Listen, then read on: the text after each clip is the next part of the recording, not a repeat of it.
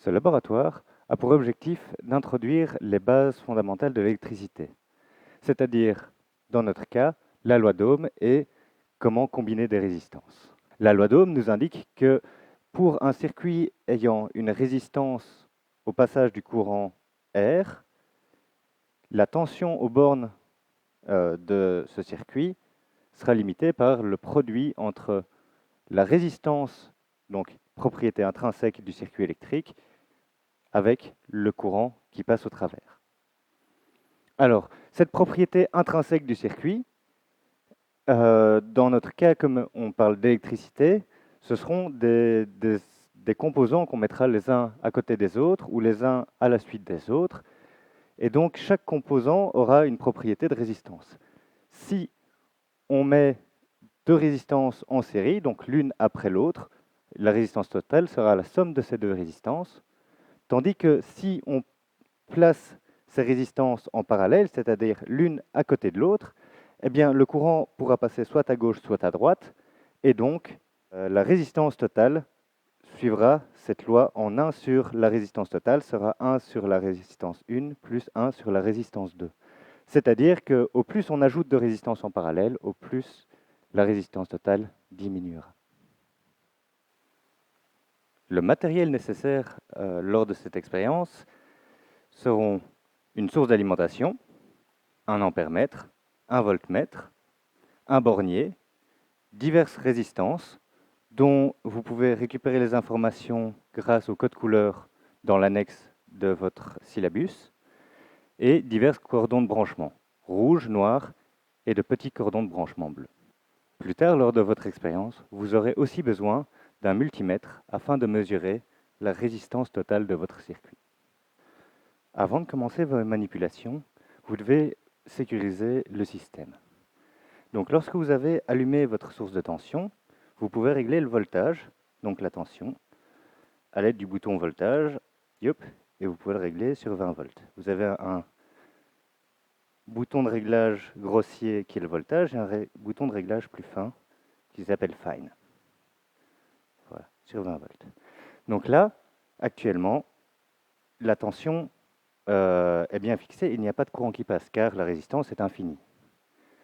Donc si jamais, avec un simple cordon de branchement, je branche le plus et le moins ensemble, on voit que finalement la tension devient nulle car la résistance est devenue nulle elle aussi. Donc là, on va limiter le courant à l'aide du bouton courant jusqu'à obtenir, alors comme ceci, 0,1.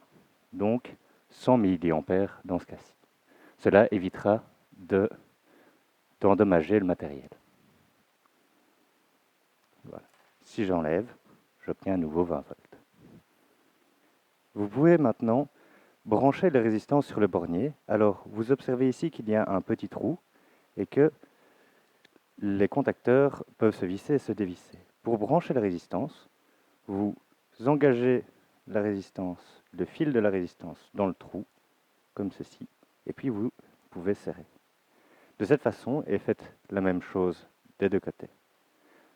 De cette façon, lorsque vous tirez sur la résistance, elle sera bien fixe et elle ne changera pas, le contact étant de bonne qualité. Veuillez vous assurer de toujours brancher l'ampèremètre en série avec la résistance et le voltmètre en parallèle, comme ceci. Veuillez aussi respecter le code couleur des fiches de branchement. Le noir du côté négatif de la source, le rouge du côté positif. Ainsi, entre le côté négatif de la source et le côté négatif de la résistance, veuillez n'utiliser que des cordons de branchement noirs. Entre le côté positif de la source et le côté positif de la résistance, n'utilisez que des cordons de branchement rouges. Cela vous évitera de faire des erreurs lors de votre branchement. Cette expérience consiste à mesurer un courant passant au travers d'une résistance pour une tension donnée. vous devez utiliser la tension indiquée par le voltmètre et pas la source de tension, le voltmètre étant plus précis. Vous remarquez que la graduation ici va de 0 à 150, alors que l'échelle vous indique 30. Cela veut dire que 150 correspond à 30. Donc si vous voulez mesurer une tension de 20 volts, il faut que l'échelle aille jusque 100.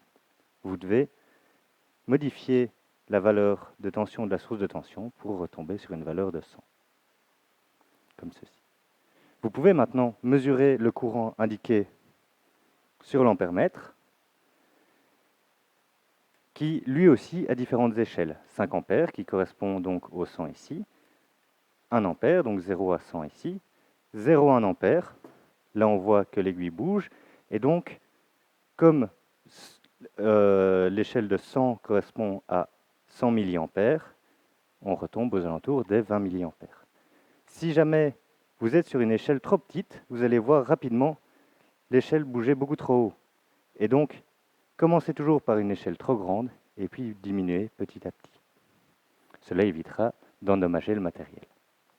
Vous devez effectuer ces mesures pour l'ensemble des tensions que l'on vous a indiquées, ainsi que pour l'ensemble des résistances que l'on vous donne.